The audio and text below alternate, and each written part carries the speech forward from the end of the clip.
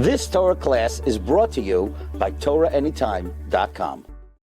Another piece by Rabbi Glatstein, interesting about the Chofetz Chaim and the Sefer Tzipisa Shia. Okay, Rabbi Glatstein, let's just jump right in here. So, why did you write this? Why this? I mean, there's a million different things that you could write. How did that story start? And share with us any interesting details as part of the journey to actually completing the Sefer. Okay, thank you very much for this opportunity. Tzipisa Yeshua, I remember when I was in Eretz Yisrael, and I was flipping through the Kol Kisvei Chofetz Chaim, which has many different Sefarim, Sefer Chofetz Chaim, Avos Chesed, Nidchei Yisrael, Machane Yisrael, Shem Olam. Chofetz Chaim wrote on Kodshim. I remember seeing this little treatise, Tzipisa Yeshua. I was in Eretz Yisrael at the time, so I learned it. And but since then, you haven't really heard about it. It's not something that people talk about, even though the Sefarim of the Chofetz Chaim have probably earned more popularity and siyata d'shmaya than the Sefarim of any author. Maybe you can make the case in the last 200 years. Sefer Chofetz Chaim, Sefer Mishnah Berurah, mi pivanu Chaim. And yet this topic of Tzipisa Yeshua, it seems it was hidden. It's so small. And actually one day my father mentioned to me, because my grandfather, Harav Mordechai Leib Glatstein, who passed away a couple of years ago. At the age of? 106 years old. Unbelievable. He was the Talmud of Rabbi Menachem Zemba. He had smicha before the war from Rabbi Shlomo David Kahana. And he was a yid who was in all the dark places. He was in Auschwitz, he was in Dachau. There are many very well-known stories about him. But he would say that he believed every day in Auschwitz, Be'emunah Shalema, that Mashiach was coming that day. Wow. I always like to say, he awaited Mashiach. We talk about Mashiach. We pay it homage, we pay it lip service. He believed in it like a living reality. He believed in it like if you order something online and it says it's coming Monday or Tuesday and the doorbell rings and you think, oh, this is it? That's how he awaited Mashiach. To the extent, actually I have a friend who, Dr. David Levy, he shared with me, there's a book called Sefer HaHistalkos, which is a sefer about the last words and the last moments of the Ari and the Besht and all the G'dolei Chasidus. And you reference it in the book. Right? Yes.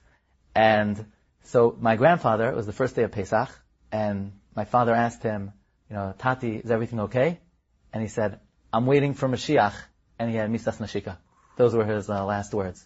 So my father, one day he mentioned, the Chofetz Chaim wrote a Sefer Tzipisa Yeshua. No one talks about it. Nobody learns it. And Zaidi lived it. Imagine if this book was brought to the masses. And I just said, that's it. Got to do it. And we started, B'siyata D'Shmaya. I thought it would be a lot easier than it was. I thought it would be a lot smaller than it was. Literally, the original Sefer is 8 pages long. Right. Yeah, and then in the Kol Kisvei, it's maybe a couple dozen pages, but it's a little stretched out. And, the rest is history. The Chofetz Chaim talks about how Emunah was weak in his times. And even though we live in a generation of Emunah, we all talk about Emunah, and we all talk about Bitachon, but like Rabbi Yisrael Salanter says, the biggest gap in the world is between the head and the heart. So, there are a lot of things we know, and a lot of things we talk about, but we don't live with it as a living reality. And hopefully, in the Zchus of the Chofetz Chaim, hopefully we could tap into his Siyata D'Shmaya.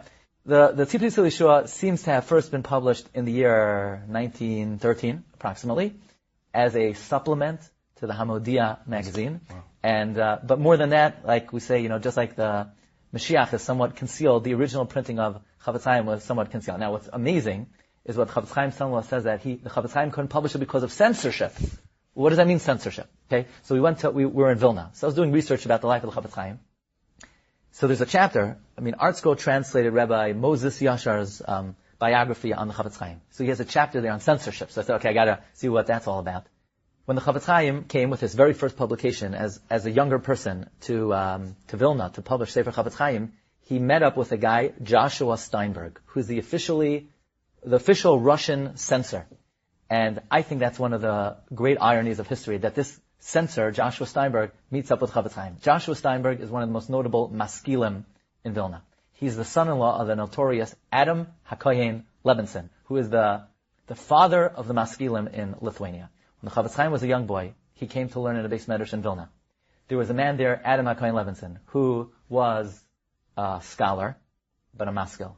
And he had his eyes on this young prodigy to ensnare him, to bring him over to his camp. And he would nonchalantly engage him in hour-long conversations.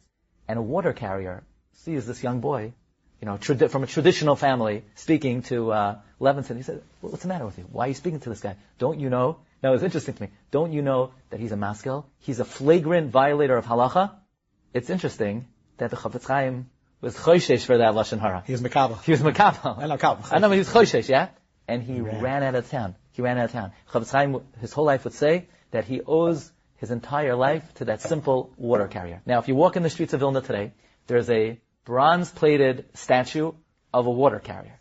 So when I was there, I couldn't forgo the opportunity to say, look, this is like a eternal monument to the water carrier of Vilna that, who knows, saved the life of the Chofetz Chaim. This Adam HaKohen Levinson's son-in-law was Joshua Steinberg. Joshua Steinberg sees the Chofetz Chaim. He's the kid we almost caught. And now he's publishing the rules of speech, and he tried to demean the Chofetz Chaim. He says, what kind of clothing are you wearing? The Chofetz Chaim wore simple peddler clothing, right?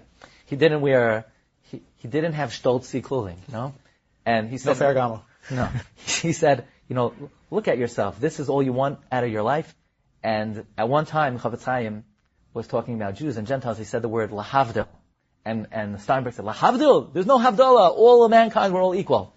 And he had to, probably against his will, stamp approval to Sefer Chofetz Chaim. That must have been a bitter pill for the Maskilim.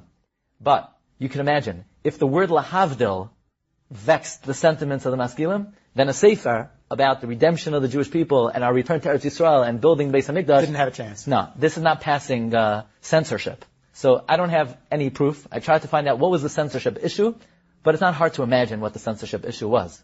So can you imagine the Chofetz Chaim in the 1910s and 1920s? He's trying to stir the Jewish people to await the coming Mashiach, and he can't print the book. He can't print the book. He has to shtup it into a high mission newspaper. It's who can imagine such a thing? And maybe it was part of the Siyata D'Shmaya that it should hit the broader Jewish world right now when Rabbi Glatstein releases it. Satz ma Hanna Eir Chavaidem in schickt es weiter. Schreibt doch an für die tägliche Inspiration. 848-525-5797.